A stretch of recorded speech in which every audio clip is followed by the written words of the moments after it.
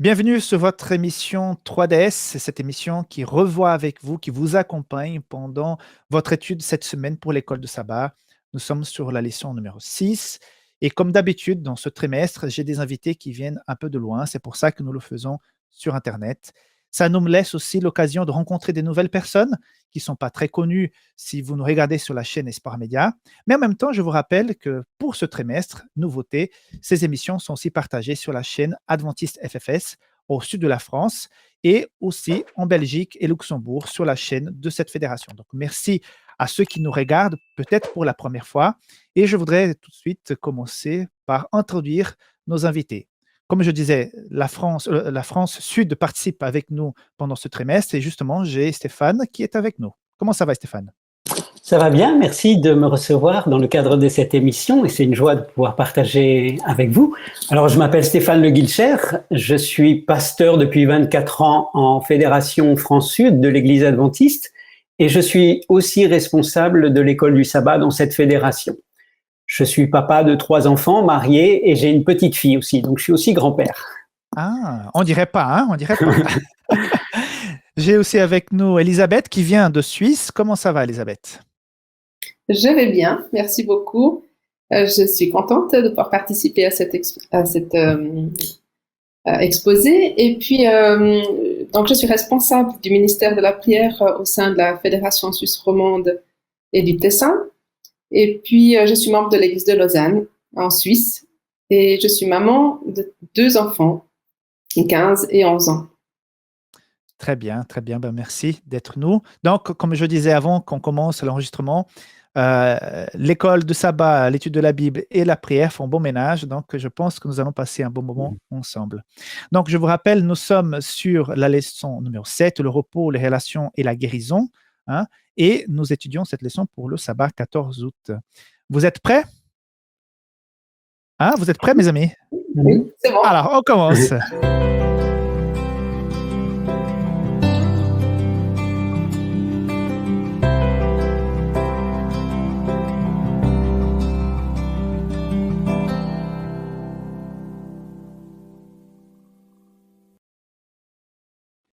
Donc, cette semaine, nous traitons sur le repos, les relations et la guérison. C'est le sujet apporté par l'auteur de cette leçon, que je trouve très intéressant. On va parler, on a déjà parlé hein, sur les semaines précédentes sur le repos, sur différents aspects, mais là, je pense qu'aujourd'hui, on traite un peu le repos de l'âme, hein, être en paix avec soi et avec les autres qui sont autour. Mais parfois, ce monde il est violent, les relations sont parfois brisées et c'est difficile parfois de retrouver cette paix, surtout quand nous avons été victimes des choses un peu difficiles. Et justement, pour introduire ce thème, j'ai une question brise-glace. Est-ce que vous avez déjà eu des expériences où vous avez été victime d'une injustice, vous avez vécu alors une friction, un quelque chose avec quelqu'un d'autre et puis vous avez peut-être ruminé, vous avez peut-être eu de mauvais, sentiments vis-à-vis de cette personne et peut-être avec le Christ, vous avez dû vous battre pour pouvoir, dépasser ça. Est-ce que vous avez une expérience, un vécu par rapport à ça? Euh, Stéphane? Personnellement, si je commence, hein, Volontiers. personnellement, j'ai vécu une histoire qui m'a profondément marqué. Je crois que on rentre dans la question du pardon sur fond d'impardonnable, d'une certaine manière, et évoquer cette notion de pardon me renvoie à des choses compliquées. Lorsque j'étais enfant, j'ai été victime d'abus, et depuis, je suis devenu chrétien. Je suis devenu adulte et je pensais avoir oublié, je pensais même avoir pardonné, jusqu'au jour où un événement a tout fait remonter à la surface, cette vieille histoire, et les émotions exacerbées, le ressentiment, la colère se faisaient de nouveau présents.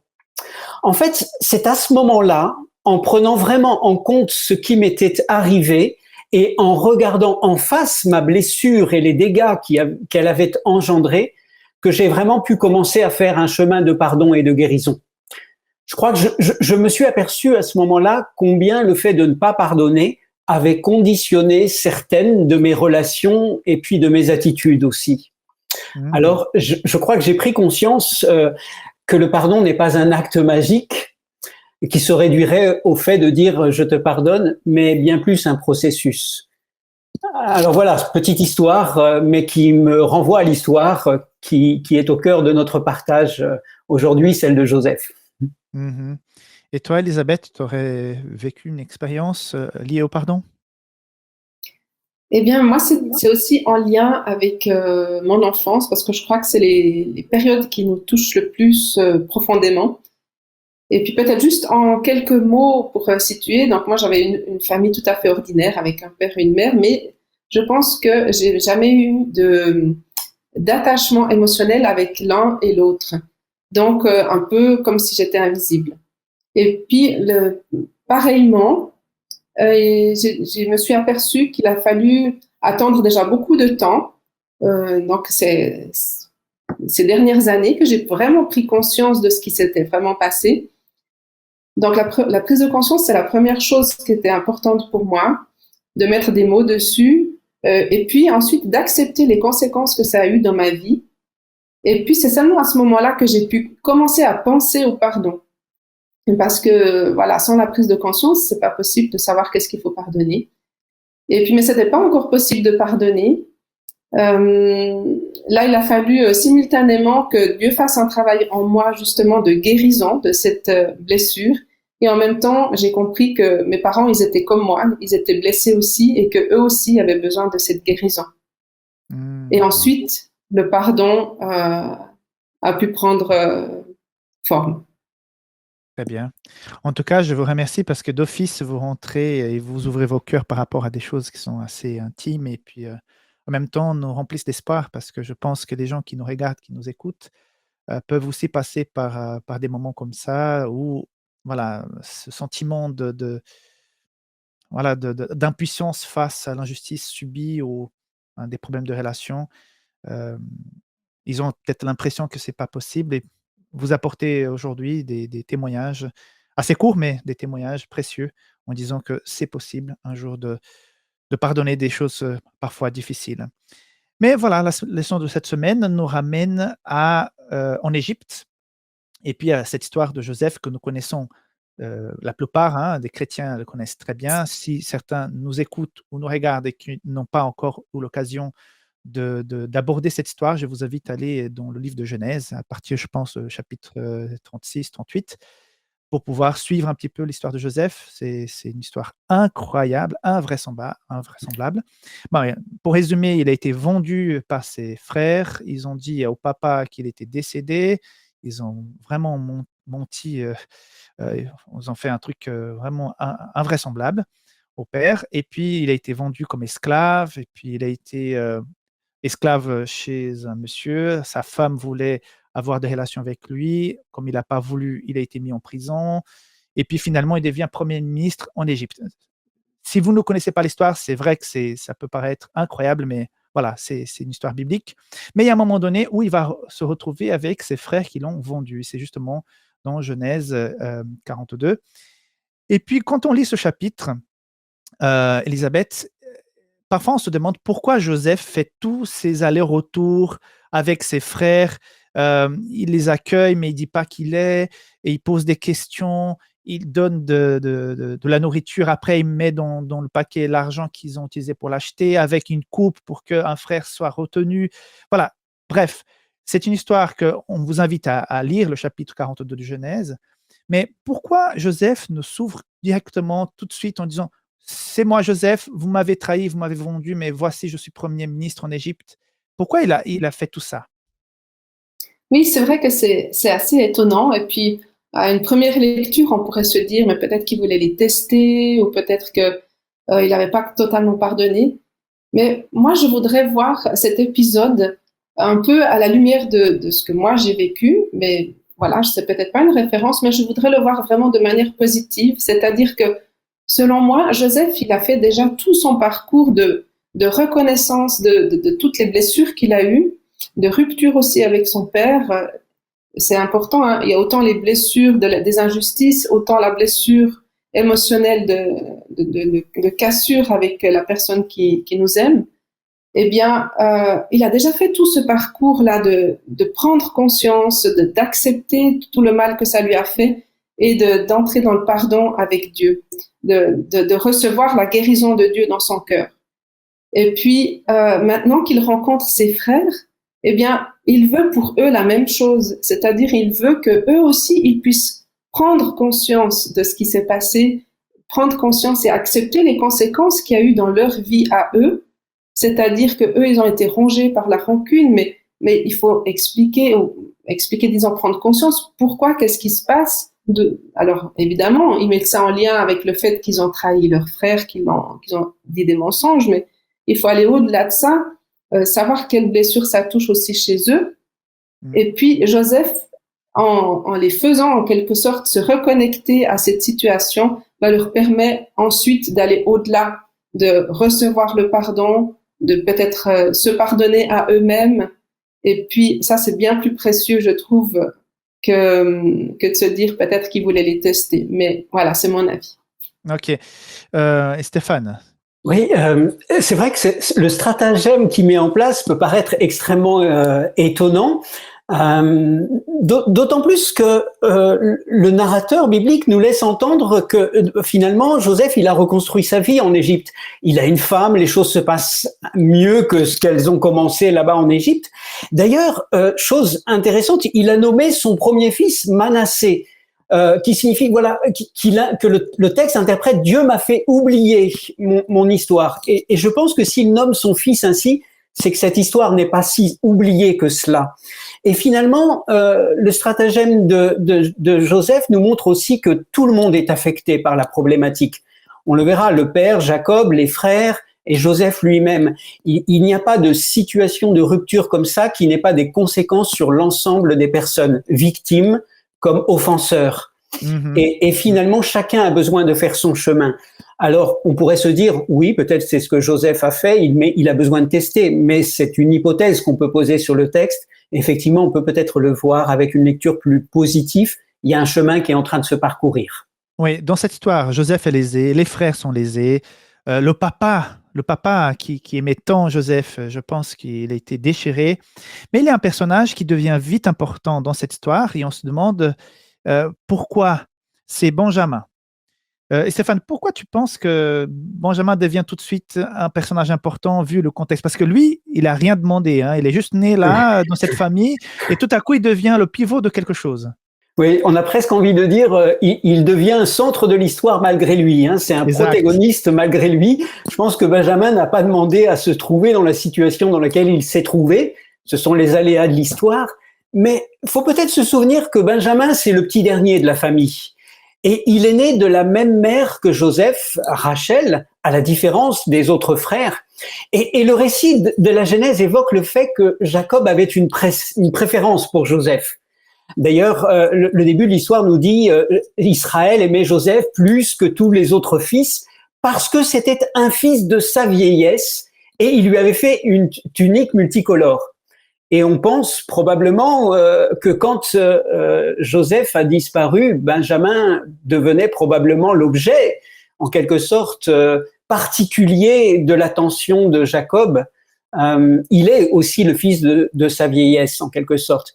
D'ailleurs, quand il n'y a plus de blé et que les fils doivent aller en Égypte, que Jacob va les envoyer en Égypte, Joseph va dire quant à Benjamin, frère de Joseph, donc il est bien spécifié par cette expression frère de Joseph, Jacob ne l'envoya pas avec eux de peur, disait-il, qu'il ne lui arrive un accident. Benjamin est donc un peu singularisé et Jacob vit dans la crainte qu'il lui arrive quelque chose de tragique. On a le sentiment vraiment que tout le monde est prisonnier de cette histoire et presque Benjamin est vécu avec son père au travers de la disparition de Joseph. Donc il va devenir un élément central. Et puis, dans la suite de l'histoire, il va être placé aussi dans des situations un peu qui rappellent l'histoire de Joseph. Exactement. Et on a l'impression que Benjamin devient ainsi le catalyseur du passé, en quelque sorte. Le lieu à partir duquel va s'illustrer les chemins parcourus de chacun. Ah, je pense que le mot-clé que tu viens de mentionner, c'est catalyseur. Donc, et il est celui-là qui va permettre aux uns et aux autres de retrouver peut-être un chemin de guérison. Intéressant. Excuse-moi, aux uns et aux autres, mais aussi pour lui, je crois que lui, il a aussi fait partie de cette histoire. Il doit aussi être traumatisé dans le sens que son père, il était en souffrance, c'était le seul parent qu'il avait, sa mère était décédée à sa naissance. Donc lui, en tant que personne, Benjamin, je pense que pour lui, c'était important aussi de passer par ce chemin-là. Pour que, à quelque part, il ait le droit d'exister pour lui, comme disait Stéphane, certainement que il était comme un peu l'objet de son père, il vivait pour son père, ou il n'existait pas pour lui-même. Et là, il avait besoin d'être établi, de faire comme une sorte de naissance. Mon attention a été attirée par cette déclaration, justement, Elisabeth. Regarde, le pardon ne veut pas dire qu'il n'y a pas de conséquences. Le pardon ne veut pas dire laisser quelqu'un persister dans ses schémas de violence. Le pardon veut dire que nous remettons à Dieu notre rancune et notre soif de vengeance. Quel rapport entre cette déclaration qu'on trouve justement dans la leçon cette semaine et l'histoire de Joseph? La vengeance, effectivement, c'est très tentant, mais en tant qu'humain, on fait beaucoup de dégâts quand on se venge nous-mêmes. Et puis, moi, j'aime beaucoup le psaume 69 où David, il énumère justement tous les problèmes qu'il a, il reconnaît ses propres fautes et il reconnaît que c'est Dieu qui donne la justice, c'est lui qui va s'occuper de ses ennemis. Et pour moi, c'est vraiment un réconfort de savoir que Dieu prend soin de mes besoins et de rendre la justice. La vengeance ne sert à rien. La vengeance, Stéphane. En tout cas, le sentiment ou le désir de vengeance dans le cœur de celui qui a été abîmé rend compte, je pense, d'un besoin, mais la solution dans la vengeance est inappropriée finalement. Mais le besoin, c'est un besoin de justice quelque part. Et la vengeance, la manière de répondre à ce besoin est inappropriée et ne solutionne pas le problème. Parce que croire que ce que l'on a subi va être réparé par ce que l'on va faire subir à l'autre est vraiment une illusion. Alors, en parlant de vengeance, je ne peux pas m'empêcher de penser, pour moi, c'est l'exemple ultime de pardon. Quand j'ai vécu ma conversion, que j'ai étudié les évangiles, quand j'ai vu cette déclaration de Jésus, quand il dit « Père, pardonne-leur car ils ne savent pas ce qu'ils font ». Ça, c'est pour moi quelque chose de très fort, que Jésus puisse être. Parce que j'essaie d'imaginer vraiment comme il était. Il était battu avec une couronne d'épines, cloué, nu. On voit souvent qu'il est, dans les films, il est habillé, mais il était nu. Donc, humiliation. Le péché du monde qui tombe sur lui et ces gens qui lui crient dessus en bas. Je pense que c'est une pression psychologique, spirituelle, émotionnelle. Et Jésus va sortir cette phrase. Comment est-ce possible, Stéphane? Comment tu vois cette phrase? Comment un être qui était, voilà, il était là dans sa condition humaine, comment il a pu dire cette phrase et pardonner des gens sur le moment même où il était attaqué? Je crois qu'on rentre avec l'histoire de Jésus dans la dimension du pardon avec un grand P. La vie de Jésus et sa mort sur la croix, c'est vraiment l'expression par excellence du pardon inconditionnel. Lorsque je dis pardon inconditionnel, je veux dire que le pardon de Jésus est antérieur finalement à toute démarche de la part de l'homme. C'est ce pardon qui va ouvrir une possibilité à de nouvelles relations finalement. Je pense que c'est ce que l'apôtre Paul veut dire dans son épître aux Romains lorsqu'il écrira aux Romains, alors que nous étions encore pécheurs, Christ est mort pour nous. Alors que nous étions encore en rupture, Christ est mort pour nous. Alors, comment Jésus peut-il arriver à prononcer une telle phrase, si ce n'est qu'il est l'incarnation même, finalement, du pardon? Certains pensent que le pardon, peut-être je fais une petite parenthèse qui me paraît importante et qui fait écho aussi à ma propre histoire. Certains pensent parfois que le pardon n'est possible que s'il y a réparation, que le pardon est conditionné à une démarche de repentir. Mais il y a bien des situations où la réparation n'arrive pas ou n'arrivera jamais, ou n'est pas possible. Rien ne répare le meurtre, rien ne répare le viol, rien ne répare la torture. Parfois parce que l'offenseur n'est plus là, parfois parce que l'offenseur ne change pas. Et c'est important de ne pas confondre pardon et restauration de la relation. Je crois que le pardon est avant tout, du point de vue de nos relations, une capacité à vivre avec ses blessures sans rancune ni esprit de vengeance. Et ce que Jésus souhaitait pour les hommes, c'est le meilleur pour leur vie. Et finalement, ce désir du meilleur pour leur vie va se manifester dans cette déclaration extraordinaire, incroyable. Père, pardonne-leur parce qu'ils ne savent pas, ils n'ont pas pleinement conscience de ce qui est en train de se jouer. Mais cette ouverture, voilà, ce pardon est une ouverture finalement. Elisabeth, ça te fait quoi ce verset biblique? Moi, je pense que, je m'imagine, hein, parce qu'on ne peut pas se mettre à la place de Jésus, mais je pense que lui, il a vraiment cette capacité à voir les personnes comme elles sont réellement, sans l'emprise du mal. Et puis, si on voit que c'est le mal qui fait agir la personne, eh bien, à quelque part, c'est facile de demander pardon. Enfin, pardon, faut pas mal me comprendre. Mais il faut vraiment dissocier la personne telle que Dieu l'a créée, c'est-à-dire parfaite, et puis l'emprise du mal sur elle. Et puis, voilà, si elle agit comme ça, c'est parce que le mal l'a fait agir de cette manière. Donc on demande pardon à Dieu pour les actes qu'elle fait sans savoir qu'elle est sous l'emprise du mal. Enfin, voilà, c'est un peu ma pensée. Ça me fait penser, Elisabeth, lorsque tu dis cela, que probablement Jésus ne veut pas réduire les êtres à leur mal et à leur travers. Il y a une dignité humaine qui va au-delà de cette réalité qui touche tout être humain. Hein. Le mal nous traverse tous, nous avons tous blessés et nous avons tous été blessés à un moment donné. Et je crois qu'il y a ce regard qui permet un devenir, justement, ce regard positif du Christ sur la vie. Et le pardon devient finalement ici un chemin possible pour changer. Ce qui n'empêche pas de dire que le mal est mal, parce que Jésus Exactement. a aussi dit qu'il aime le pécheur, mais pas le péché. Donc, le péché ou le mal que nous faisons, il ne l'aime pas, mais il nous voit, nous, au-delà de ça. Et il faut vraiment voir les deux aspects, parce qu'on voudrait excuser peut-être le mal qu'une personne fait parce que, justement, elle est sous l'emprise du mal. Mais non, le mal est mal. Il ne faut pas dire que le mal n'est pas grave. Le mal est vraiment mal.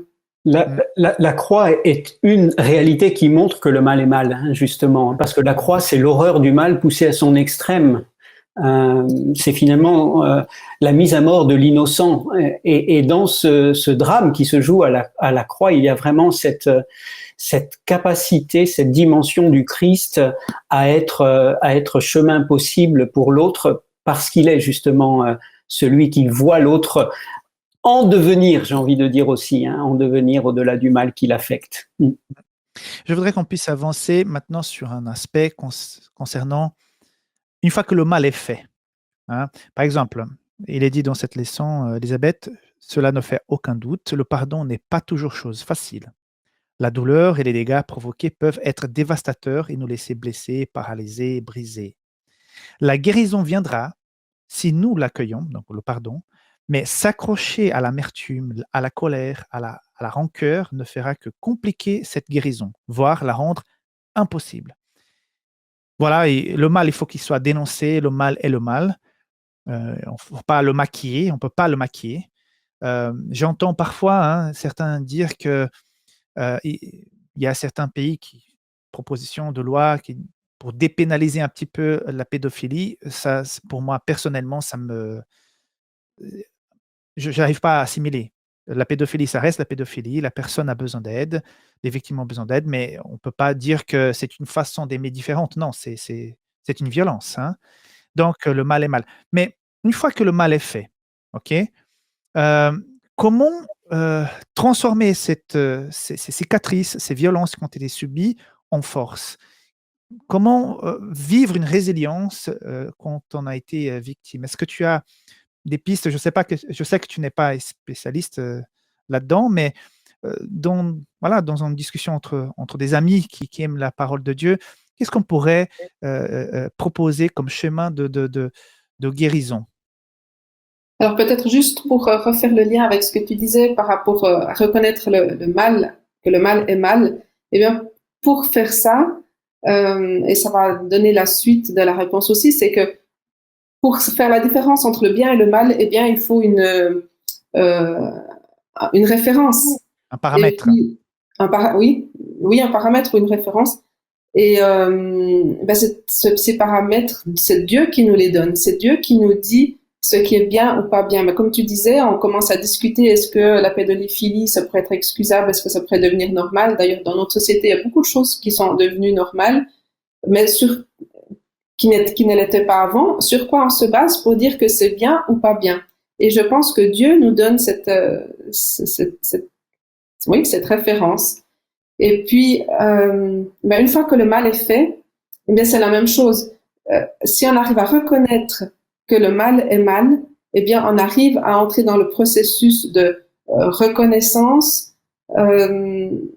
d'accepter que la situation est ainsi, d'accepter que le mal a fait cela chez moi, et puis ensuite de demander à Dieu de faire le changement en nous, parce que de nous-mêmes, on n'y arrive pas. Donc, à ce moment-là, la prière et la relation avec Dieu devient très importante. Parce que c'est Dieu qui va venir nous toucher là où il y a eu le mal pour nous pardonner ou nous guérir. Et puis, c'est que Dieu qui peut faire ce chemin-là. Ouais. Donc, si en je fait, comprends bien. mais Oui. à un moment donné, il y a quand même une question de volonté, je pense, parce que Dieu, il est capable de faire tout cela en nous, mais pas si nous le lui demandons pas. C'est-à-dire que notre part à nous, c'est de demander à Dieu de venir en nous guérir et nous pardonner et faire le travail qu'il y a à faire. Si nous ne le voulons pas, il ne pourra pas. Ok. Donc, si je comprends bien, tu proposes le fait d'accepter la violence subie, donc l'affronter, et puis de se remettre à Dieu. Est-ce que tu aurais d'autres éléments à ajouter, Stéphane? Je pense qu'on parle toujours de résilience à partir de sa propre situation. On parle toujours à partir de soi-même. Mais je voudrais revenir un instant à l'histoire de Joseph. Je trouve intéressant lorsque Joseph va se faire à nouveau connaître à ses frères. Il va dire « Je suis Joseph, votre frère que vous avez vendu en Égypte ». C'est-à-dire qu'à un moment donné, Joseph va verbaliser ce qui lui est arrivé et confronter cette histoire avec ses offenseurs, ses propres frères. Je pense que le chemin de résilience passe donc par la nécessité de clarifier l'histoire et le passé. C'est aussi, je pense, ce chemin de résilience, la possibilité en quelque sorte de transfigurer ce passé.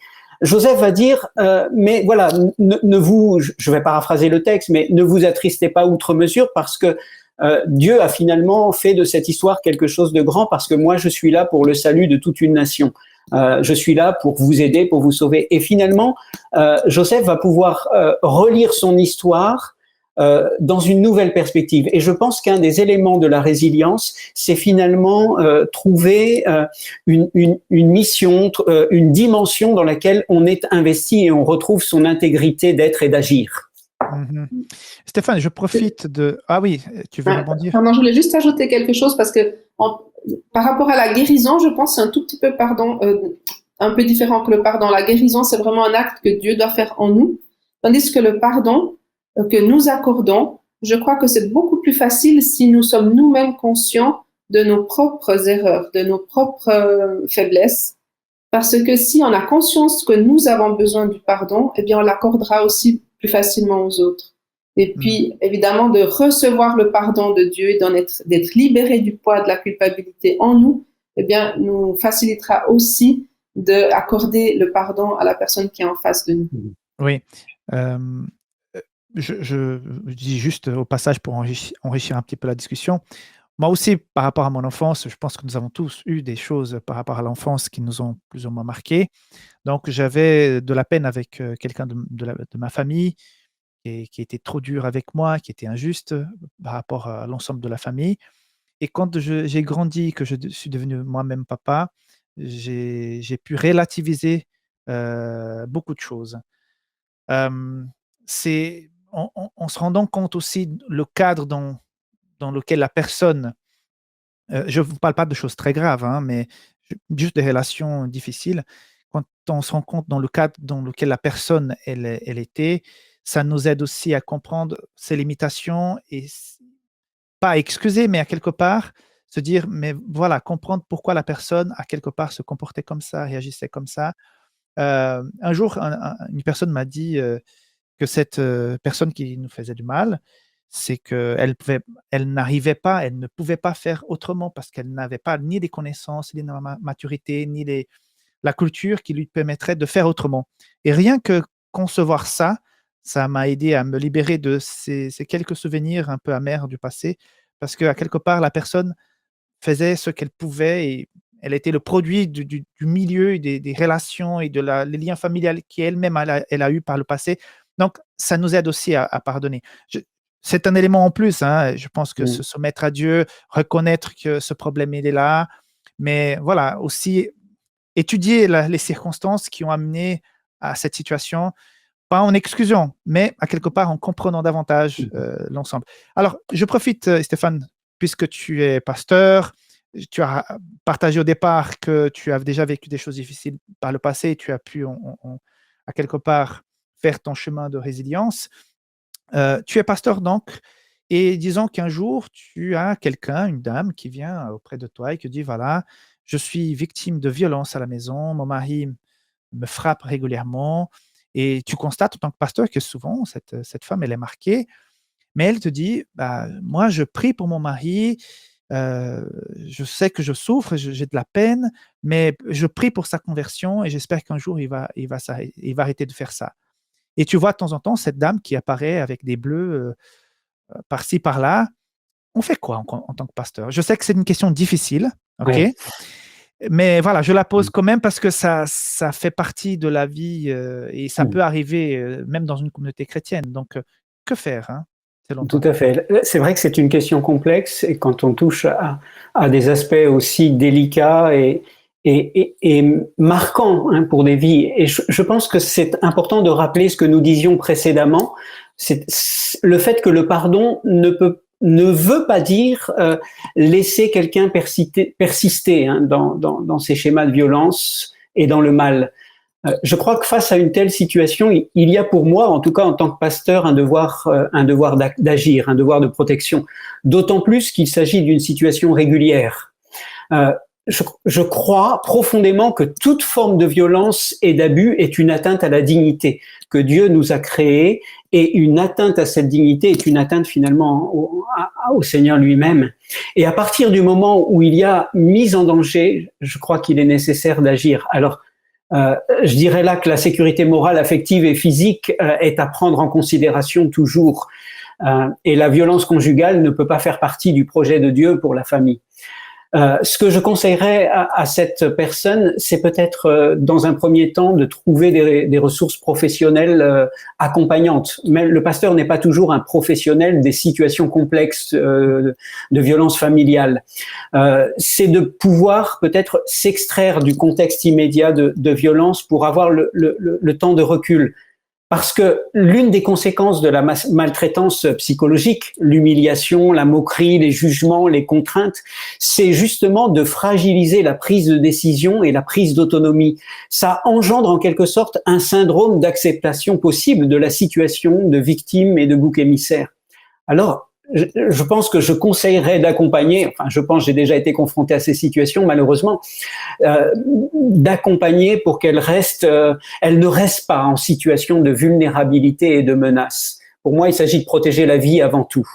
Ce qui n'empêche pas de pouvoir croire, espérer, prier, demander au Seigneur d'intervenir. Mais est-ce que son mari accepterait d'être accompagné? Ce serait peut-être un point ou un signe qui matérialiserait le changement possible. En tout cas, voilà un petit peu quelques pistes. Être accompagné professionnellement, se sortir du contexte immédiat de violence et pouvoir prendre le temps de recul pour penser à partir de soi-même et non plus sous l'emprise de la contrainte. Et puis peut-être se donner quand même quelques moyens qui manifestent un signe de changement, parce que la violence récidiviste, elle a la particularité de se reproduire. Mhm. Elisabeth, tu n'es pas pasteur, tu n'es pas dans le social, mais tu as une amie et tu comprends qu'elle est, voilà, qu'elle vit quelque chose de grave à la maison. Il y a des signes de violence sur elle. Comment tu réagirais? Te connaissant, je sais que tu serais vraiment dans la prière en faveur de cette personne, mais quels aspects pratiques en tant que chrétien? Oui, effectivement, la première chose que j'allais dire, comme tu dis, mais c'est évidemment, avant, pendant, tout le temps, je pense qu'il faut vraiment faire confiance en la puissance de Dieu. La puissance de Dieu qui peut changer les situations. Mais la violence, c'est destructeur. Donc, c'est un peu comme on disait avant, la violence, c'est le mal, c'est pas bien. Donc, en ne faisant rien, c'est comme considérer que c'est bien. Parce que s'il y a un acte de violence et puis on réagit pas, eh bien, c'est presque dire, bah, c'est normal. Et ça, je pense que c'est pas juste. C'est pas Donc, normal de dire que la violence, c'est normal, hein. voilà, exact. Donc, je pense qu'à un moment donné, il faut beaucoup de courage. Et là, ça doit être compliqué parce que si c'est des situations comme ça, ben, le fait de dire que c'est mal, eh bien, ça peut provoquer peut-être d'autres éclats, des réactions amplifiées. Donc, il y a aussi la peur, hein, je pense, de la part de la victime. Donc, évidemment, c'est une situation très délicate, mais je crois qu'il faut vraiment avoir le courage de dire stop au mal, de dire le mal, c'est mal, je veux pas, et puis faire quelque chose en conséquence. Tout à fait. C'est peut-être ici pour moi l'occasion de rappeler que, en tant qu'Église adventiste, nous sommes engagés dans cette dynamique de dire non à la violence et à toute forme d'abus et de violence conjugale, avec depuis des années ces réflexions sur ces situations-là et cette campagne End It No, dire non à la violence. Et je crois que c'est un devoir, à mon sens, un devoir chrétien que d'agir dans de telles situations. On ne peut pas rester, et je rejoins Elisabeth, on ne peut pas rester indifférent, et d'une certaine manière, ce serait presque cautionner le mal de ne pas agir. Bien sûr, on a besoin de la sagesse de Dieu et de son esprit pour savoir comment agir avec de manière efficiente, j'ai envie de dire, sans rajouter du danger à la situation et en même temps de trouver le courage, les ressources nécessaires. Et dans des situations comme ça, on a besoin d'aide. On ne peut pas agir tout seul. Si on revient un petit peu à l'histoire de Joseph, on voit que dans ses allées et venues de ses frères qui ne comprennent pas ce qui leur arrive avec ce dirigeant égyptien, entre guillemets, qui leur fait des accusations par rapport à cette coupe qui a été volée, Siméon qui reste en prison et tout ça. Ça peut paraître un petit peu la vengeance, hein, qui est en train de se faufiler là dans cette histoire. On comprend après, c'est une façon peut-être pédagogique d'expliquer certaines choses à ses frères. Ce sont des étapes aussi de guérison de Joseph vis-à-vis de ses frères. Mais il est question aussi de vengeance dans la Bible, hein. Pas dans ce récit, mais la vengeance, elle existe. Est-ce qu'il y a des bonnes et des mauvaises vengeances? Est-ce qu'on peut dire qu'il y a à quelque part, parce que c'est clair, vengeance contre le péché, il y aura. Mais est-ce qu'il y aurait des bonnes et mauvaises vengeances? Est-ce que la vengeance a sa place? Est-ce que le mot vengeance, il faut l'amplifier pour qu'on puisse le comprendre? Qu'est-ce que tu en penses, Elisabeth? Moi, je préférerais mettre à la place du mot vengeance le mot justice, parce que pour moi, la vengeance, c'est vraiment quelque chose de négatif et qui n'est pas de notre ressort. Selon moi, la vengeance, c'est du ressort de Dieu. Et de même d'ailleurs pour la justice, hein. Si nous commençons à faire justice, ça ne va pas. Et puis, il me vient juste à l'esprit cet exemple où Jésus s'est mis en colère dans le temple. On a l'impression que peut-être qu'il fait justice, mais en fait, simplement, il dénonce le mal encore une fois. Et puis, voilà, on en revient à la même chose. Dénoncer le mal et laisser à Dieu de faire justice. Et quand on dit faire justice, c'est aussi donner à l'autre en face de nous qui nous fait du mal l'opportunité d'être transformé par Dieu. Parce que je pense que Dieu, il est tellement plus compétent que nous que Dieu, il est capable de transformer le cœur de cette personne. Et ensuite, le bien sera forcément encore mieux que si nous avions nous-mêmes réglé la situation. Ouais. Donc, Stéphane, elle vient de clarifier un petit peu les choses. J'ai apprécié l'intervention d'Elisabeth pour dire que c'est vrai, on lit souvent dans la Bible la vengeance de Dieu, la vengeance de Dieu. Mais en fait, on est en train de parler de sa justice, justice qui est petit à petit là, mais surtout qui sera pleinement appliquée quand Jésus reviendra. Je suis un peu la même ligne. Oui, c'était exactement la même idée que celle d'Elisabeth que j'avais, qui traversait mon esprit par rapport à ce terme de vengeance. Je préfère vraiment parler de justice que de vengeance. Vous savez, on trouve chez le prophète Ézéchiel cette déclaration qui est voilà une inspiration que Dieu transmet à Ézéchiel. Ce que le Seigneur souhaite, ce n'est pas la mort du pécheur, c'est qu'il vive et qu'il change d'attitude, qu'il se repente. Et donc, si on parle de vengeance, je pense qu'on passe à côté de ce projet de vie et de justice que Dieu veut mettre en œuvre et qui s'est incarné dans la personne de Jésus. Cette justice, dans sa réalisation ultime, elle appartient à Dieu parce que lui, il voit les tenants et les aboutissants, il voit le commencement et la fin, ce qui n'est pas mon cas. Je n'appréhende jamais une situation dans sa globalité, je n'ai pas cette capacité-là. C'est lui, le juste juge de toute situation. Et je crois que faire chemin de pardon dans une perspective chrétienne, c'est aussi apprendre à s'en remettre au Dieu juste qui fera justice. Très bien. Stéphane, je profite. Oui, Elisabeth? Pardon, il me venait à l'esprit pendant que tu parlais, Stéphane, qu'en fait, ces situations nous concernent tous. Parce qu'on s'imagine peut-être de choses graves, mais nous sommes tous soumis au mal. Donc, en fait, de reconnaître la justice de Dieu, ça veut dire que Dieu va faire la lumière en nous pour que nous-mêmes, dans nos vies à nous, on puisse reconnaître les parties qui ne lui appartiennent pas, qui sont justement, je voulais dire qui appartiennent au mal, mais c'est un peu maladroit de le dire comme ça. Nos zones d'ombre, je dirais nos zones d'ombre. Il vient éclairer nos zones d'ombre. Voilà, exactement. Nos dysfonctionnements, nos mauvaises habitudes, ça nous concerne tous. Nous sommes tous soumis au mal. Et puis, de reconnaître la justice de Dieu, c'est justement faire cette séparation que nous sommes enfants de Dieu, mais que nous avons encore des choses à lui remettre, à faire pardonner, à être libérés.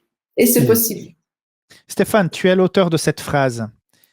Le pardon et la réconciliation ne sont pas des actes amnésiques ni magiques, mais un processus offrant une capacité à vivre autrement les blessures du passé, sans ressentiment ni désir de vengeance.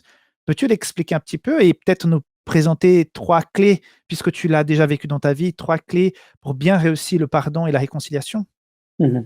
En disant que le pardon n'est pas un acte amnésique, je pense qu'on s'en est rendu compte au cours de notre partage. L'acte de mémoire fait partie du processus nécessaire à la fois du pardon et de la guérison. On ne peut pas avancer sans faire état de cette histoire passée. Finalement, le pardon nous confronte aux 3 réalités temporelles. Notre passé, comment nous vivons ce passé dans le présent, quel impact il a, et vers quel devenir il nous projette. Et finalement, le pardon, c'est un acte libérateur en ce sens qu'il nous projette vers un avenir à nouveau possible et autrement. Les frères de Joseph, juste pour revenir un petit peu à eux, et je poserai 3 clés rapidement, les frères de Joseph, à un moment donné, quand Jacob apprend qu'il n'y a plus de blé et qu'il y a du blé en Égypte, eh bien, il leur dit, mais pourquoi restez-vous là à vous regarder? On a l'impression qu'ils sont, depuis les années passées, restés scotchés au même moment de leur histoire, comme paralysés. Et finalement, je crois que le pardon est ce qui nous projette dans un nouvel avenir possible. Alors, 3 clés pour vivre le pardon. Je crois que le pardon n'est pas un processus magique. Donc, derrière clé, il ne faut pas entendre recette miracle. Chacun vit ce cheminement de manière individuelle et personnelle avec son Dieu et avec les autres et avec soi-même. Mais pardonner, première chose, ce n'est pas oublier, mais transfigurer le souvenir du mal. Le pardon, c'est pour moi un acte de mémoire du mal et donc c'est faire face à son passé, à son histoire.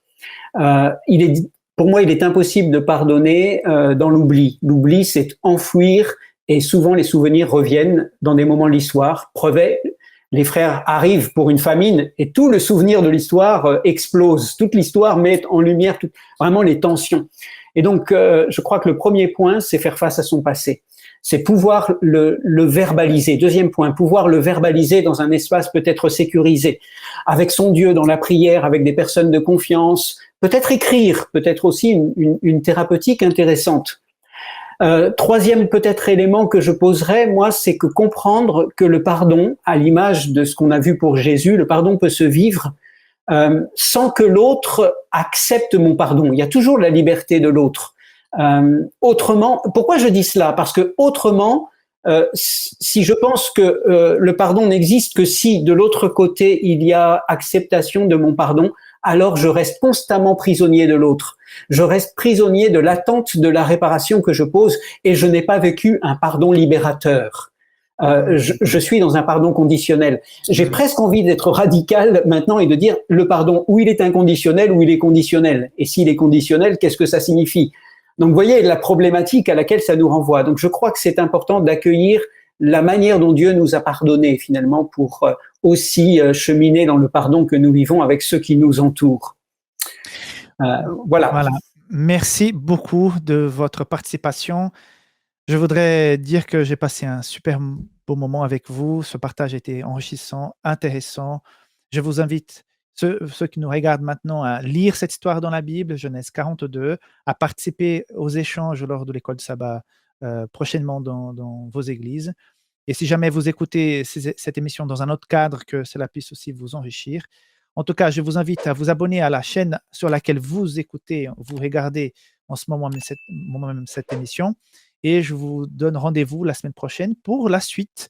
Nous allons continuer à étudier sur le repos, sur la paix, sur le pardon, sur l'ensemble de ce trimestre. Donc, merci beaucoup de votre participation. Merci Elisabeth. Un petit mot. Au revoir. Ben voilà, acceptons l'œuvre de Dieu dans nos vies et puis on sera tous libérés. Ok, Stéphane? Merci vraiment de ce moment partagé. Jésus nous dit, priez pour ceux qui vous maltraitent. Peut-être y a-t-il là aussi un chemin qui nous est proposé pour nous-mêmes. Non pas prier pour que l'autre change, ça serait manipulateur, mais cette prière nous déplace nous-mêmes, je crois. Elle nous fait faire chemin. Alors osons peut-être ce chemin-là. Très bien, merci. Ce sont les mots de la fin. Je dis au revoir à tous. Merci beaucoup. Bye bye. Merci, au revoir à chacun.